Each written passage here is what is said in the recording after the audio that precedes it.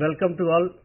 26th November is celebrated as the Constitution Day to commemorate the adoption of the Constitution of India by the Constitutional Assembly, which came into force on 26th January 1950, and we celebrate this as the Republic Day. The School of Law, with a view to celebrate this August Day, has arranged a panel discussion on one of the current important theme called the Uniform Civil Code, the way forward. To participate in discussion today, we have two eminent and distinguished experts and speakers on the subject, and we have the pleasure in introducing Dr. Poonam Saxena, presently the Vice Chancellor of the National Law University, Jodhpur. Madam Poonam Saxena was also the professor in charge at the Law Center at Delhi University Law Faculty, and she was also worked as the professor of law for more than 35 years of experience as teacher as well as administrator. In addition, Madam Poonam Saxena is also a Fulbright scholar, and she has traveled across the country and globe extensively for the purpose of presenting papers on national, international seminars and conferences. Welcome to Madam for this discussion as well as to our studio. And equally, another eminent and multifaceted personality, Dr. B.T. Kaul, and he worked as the professor of law at Delhi University for over 35 years of service, 35 years. And most importantly, he also worked as the chairperson of the Delhi Judicial Academy, and during his tenure there, I am sure this subject must have been discussed elaborately and at length among the judges also. And I was also looking a person, an academician and also an advocate to participate in panel discussion. That's what. And now he is a practicing advocate also before the High Court and Supreme Court. Welcome to you, sir, for this program and this panel discussion. To straight away to have a discussion on this subject, let me just throw some lights on this subject.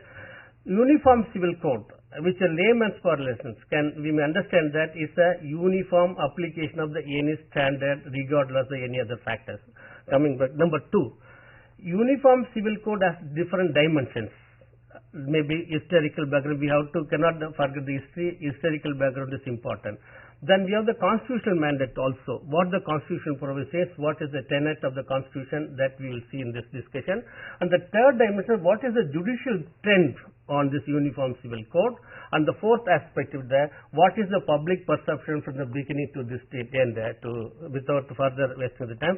Madam, I just would like to ask you the first to throw some light on what are the goals, purpose and objectives behind Uniform Civil Code for the benefit of our viewers.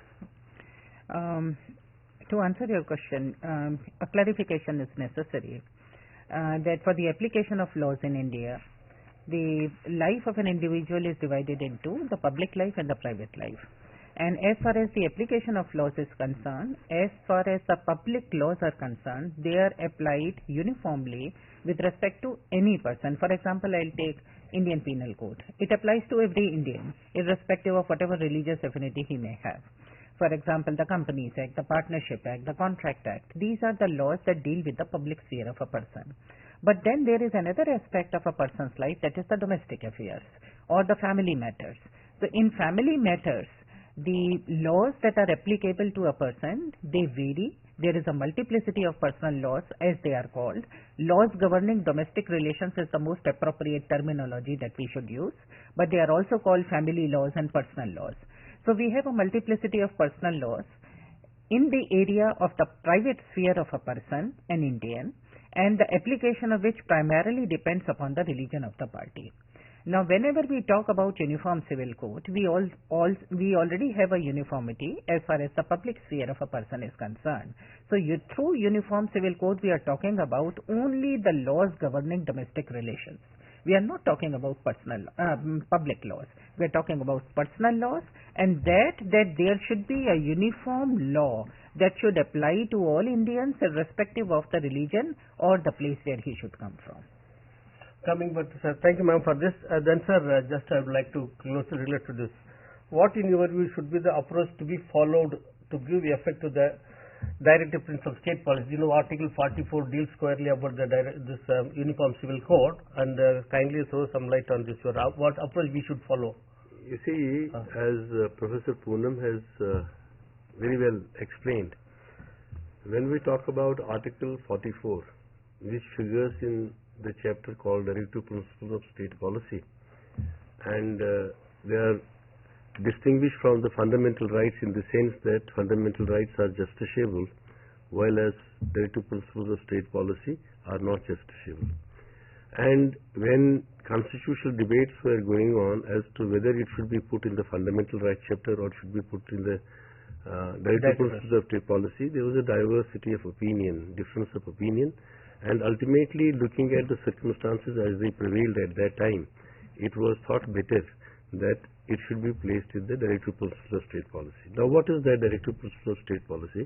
As she rightly said, what is the mandate of Article 44 is that the state must provide one law for the entire country applicable to all religious communities in their personal matters such as marriage, divorce, inheritance, adoption, maintenance, and so on and so forth.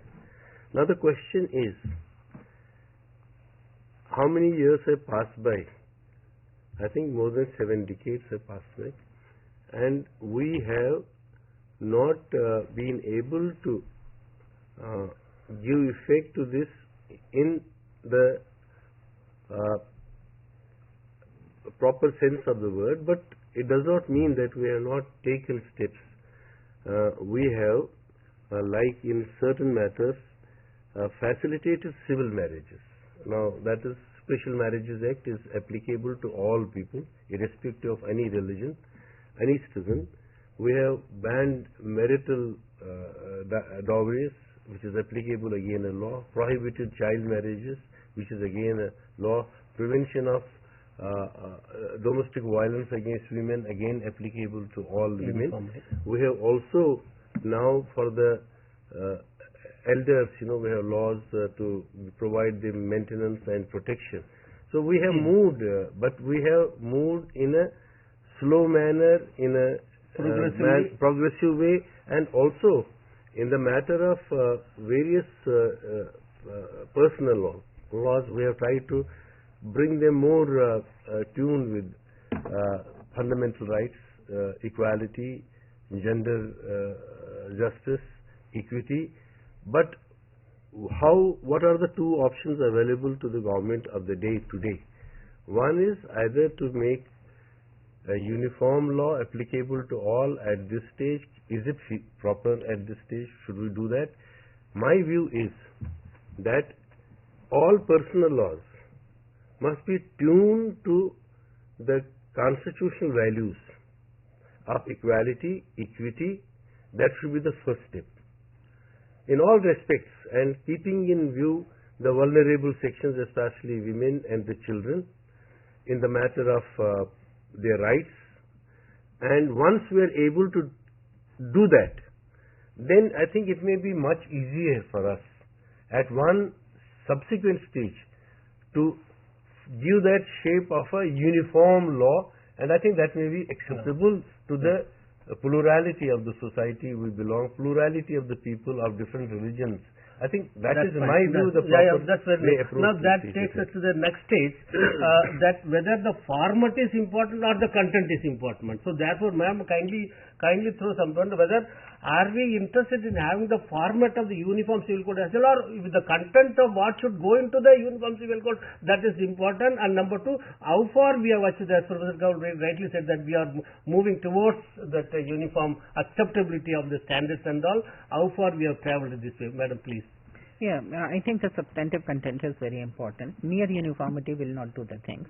For example, we have uniform application of agricultural laws that are extremely gender unjust, but that is not the solution. Whenever we talk about Uniform Civil Code, we talk about Article 44. And Article 44 is a part of the Constitution of India, which is the basic law of the land. And any article of the basic law of the land cannot be isolated from it and must be interpreted and implemented in tune with the basic spirit of the Constitution. The ideals of the Constitutions cannot be set apart from Article 44. So it has to be an egalitarian, it has to be an equity-based law. Substantive content is more important. That is my view. Sir, coming back to you, sir. Now we move to the what is the approach the judiciary towards on this very, very vital subject? And we have the 70 years of traveled I think what Professor Saxena has said is very material. It's not the question of formatting. It's a question of content. What is the flesh and blood that you put into this bony skeleton? And it must be vibrant, in the sense it must be consistent with the objectives of the Constitution of India in fact, and values of the Constitution of India. Therefore, if we are able to do that, then that is something what we are actually giving effect to Article 44 of the Constitution.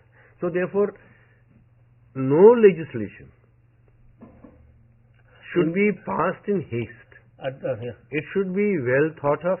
It should be structured by the people who are experts in the subject. I think that involvement is very important. And once we do that, now we have right from beginning Shahbanu's case, we are talking about Supreme Court talking about Shahbanu's case, Sarla Mudgil talking about, we have not yet approximated anywhere near to Article 44, and the state must wake up from its slumber and it must fulfill its constitutional promise. And that has also come in John Vallamatam in 2003, and we have also recently 2019, where I do not know whether I should agree with that judgment or not, when they say the Govan example the Portuguese civil code of 19th century. Yes, I think we have moved much beyond that, and our laws which are applicable now, whether it's applicable to Muslims, Hindus or Christians, has made lots of stride towards equality, towards gender justice, towards whatever are the constitutional goals.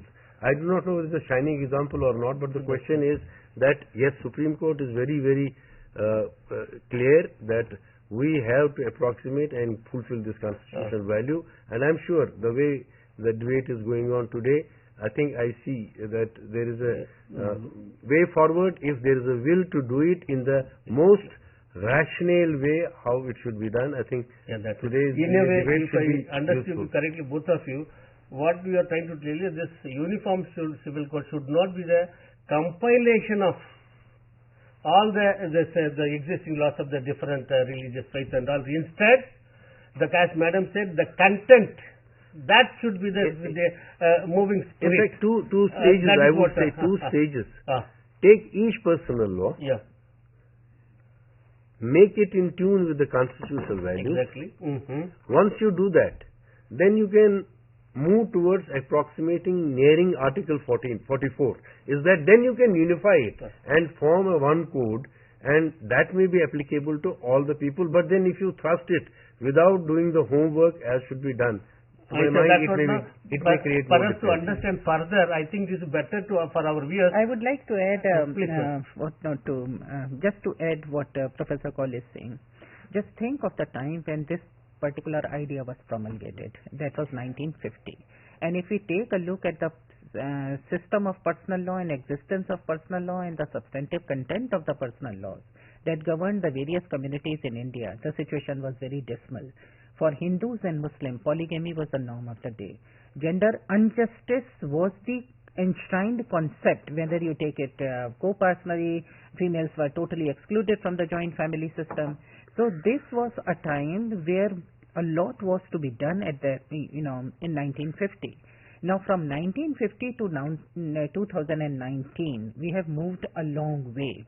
And majority of the laws that were applicable to the Hindu community, they have been modified, amended, and there has been an attempt, at least on part of the legislature and also from the judiciary, to bring it to the level of the constitutional ideals that are enshrined in the constitution.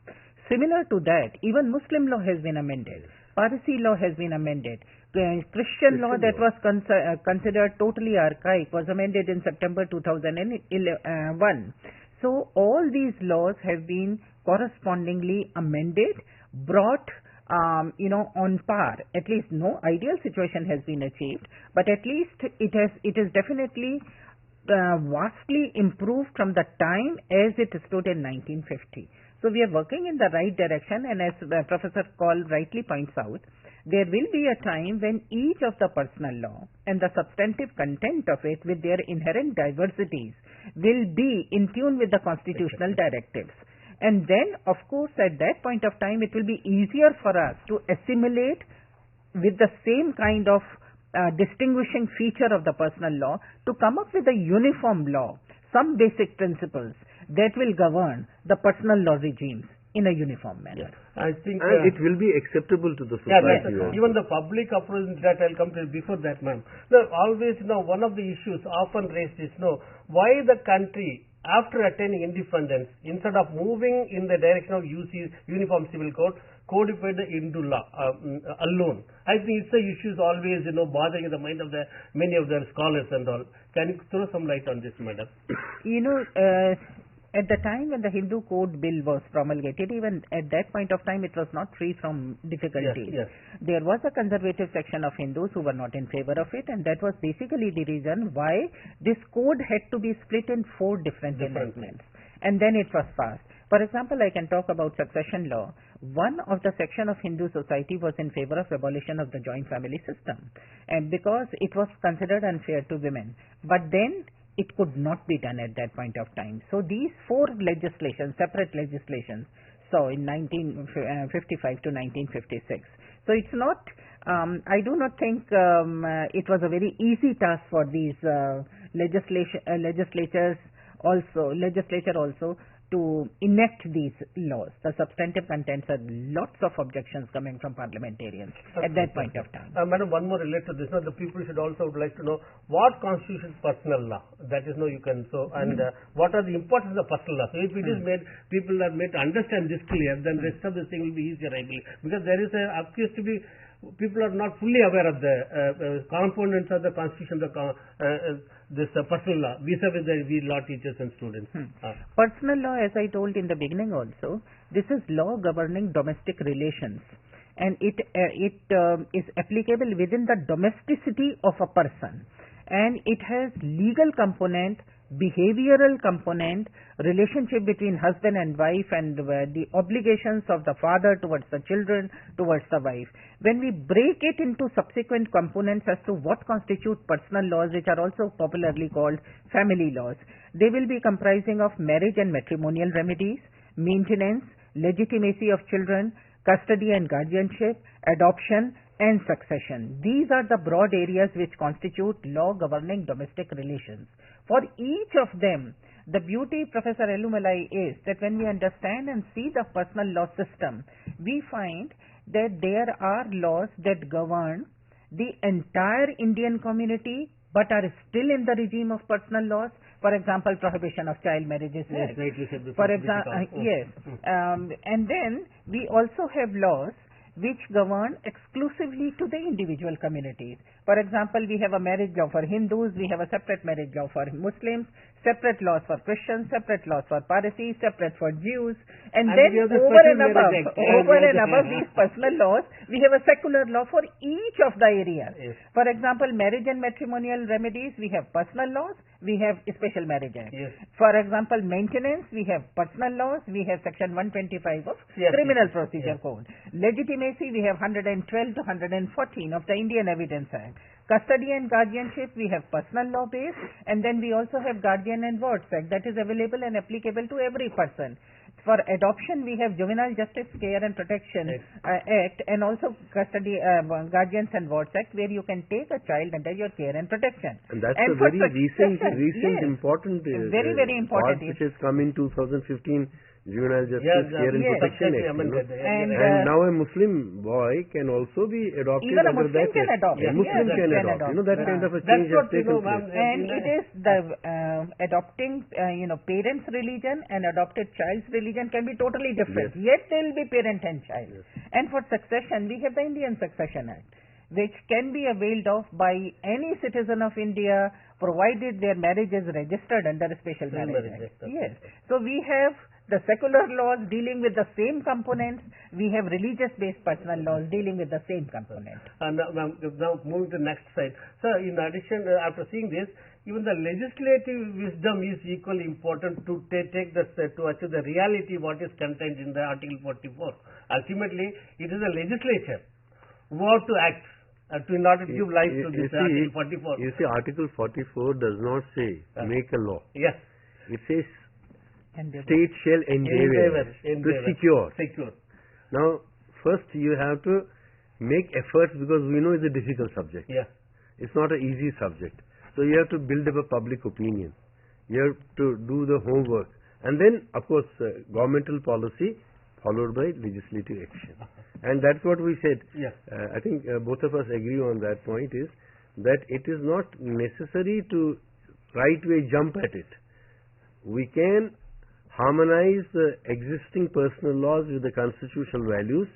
Once we do that, we'll be able to then give one law to the whole nation governing the personal matters. It takes the next step in a way. Is there any way or scope to achieve the objective of uniform civil code without having a uniform civil code? The simplest way will be when we have these secular laws available that deal with each and every aspect of domestic relations. You combine them and you have a uniform civil code ready. So, and combined with the application of it depends upon the will of the people. Yes, if they do not want to be governed by that. So right now we can say that we have an optional civil code ready. But if people do not want to be governed by that and they want to be governed by their respective religious-based personal laws, it is their option. Now, coming back to the public perception is to be out to, because it has Dr. B.R. Ambedkar during the debate and all, he said it should not be enforced. The people should voluntarily come forward. So it's a purely on voluntary basis. That's what the time is given to the legislature who have taken the 70 years and they are still trying to go through this. Now, I think the public perception understanding is very, very important, and by seeing the public reactions from the last 70 years, I think we have subscribed the public as they're inching closer to the uniform civil code by accepting the recent developments taking place in the personal matters, bringing the domain of the uniform law is concerned. That's what I think. If you look at the preamble to the Constitution of India, in fact, if we go to that justice, social, economic, political, equality, equal opportunities. So that is the stage. Those are the values which every personal law has to approximate. Ma'am, I have to put one question to you. This gender justice, very, very important. Recognized. No, you please, how this gender justice it can be achieved in the midst of the present circumstances. We have the article secularism, justice, gender is important, and the integrity of the nation, and this provisions in the fundamental rights, and gender justice cannot be ignored any more or any longer. It has to be achieved. How this can be in the situation in relation with the uniform civil code? I think a lot of homework has to be done with respect to that, because the scenario even right now is not a very happy one. Whenever we talk about gender justice, we have a very different kind of a concept as far as gender justice is concerned. Does it mean gender justice as enshrined by the Constitution, or does it mean gender justice as espoused by the customary practices in India, which are deeply entrenched in the society, and the society doesn't want to move away from it? Some judgments, unfortunately, very, very unfortunately, recognize this customary practices of inherent injustice towards women and have also made it a part of their judicial pronouncement. For example, there was a judgment given that actually said that a woman's job is at the cost of a family, while a man's job is for a family. If the Supreme Court comes up with these kinds of statements, that doesn't really present a very healthy picture before us. Gender justice must be as gender justice espoused by the constitutional principles. And when I told you in the beginning also, I said that there is a public sphere and a private sphere. My analysis of case law has been that the judiciary is very, very concerned when it comes to gender injustice or gender unjust provisions as far as the public life of a woman is concerned. For example, they will never ever sustain a provision which is against women as far as employment is concerned. But when there is a question of gender injustice in the domestic affairs, then there is a visible hesitancy as far as judicial situation is concerned. Madam, we are running out of. We have one last question to both of you. Ma'am, very briefly, less than a minute. The Supreme Court, madam, on the one hand said that, this keep on advising the legislature, they should do it on the one hand. And then, as you write in some of the specific, they did issue directions on the personal matter also. How to bring this? Why the approach? Do you feel this is a different approach under the Supreme Court with regard to this approach? One side they are advising this legislature. What's your comment on this? I think state, when it says, means all the three organs of the state. And I think when the two wings fail, our Supreme Court has stepped in. But I think in the matter of Uniform Civil Code, they have observed a restraint. They only recommended to the Parliament, but they have not given directions in this respect. I think we're waiting for some more proactive judges to come and say, now we give directions because you are not. Madam, maybe a concluding word from your side, ma'am, for this discussion. We can conclude that now we are moving in the right direction and inching towards the achievement of the uniform objective behind the Uniform Civil Code. That's what we can conclude, ma'am. And yes, I will simply add and concur with Professor Paul that we have to fulfill certain steps, take certain steps before we go to that particular level where it becomes feasible. Right now we are simply talking in airs. We cannot jump to that because there are several things that need to be done. All personal laws have to be brought to that particular level where they are similarly situated, and then it will be easier for us to have a uniform civil code. Before thanking you, ma'am, I think we reached the conclusion this country is moving in the direction of achieving the Uniform Civil Code, perhaps without even having a proper format of it, as Madam said about the content of it. With this, I am sure our learners would have enjoyed this discussion, and with the other topic will come on some other day. For the time being, we thank you all the listeners for listening to our program. Thank you very much. Thank you very much. Thank you.